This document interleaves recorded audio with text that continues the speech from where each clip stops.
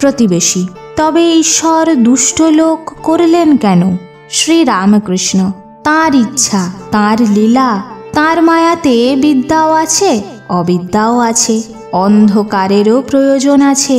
অন্ধকার থাকলে আলোর আরও মহিমা প্রকাশ হয়।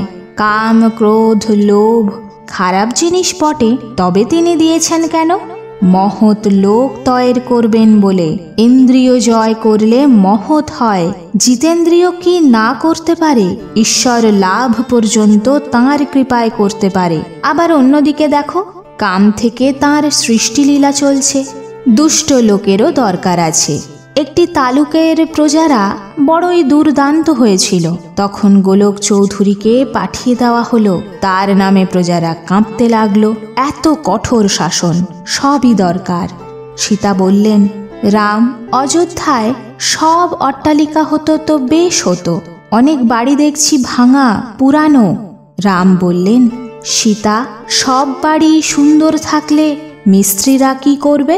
ঈশ্বর সব রকম করেছেন। ভালো গাছ, বিষ গাছ, আবার আগাছাও করেছেন।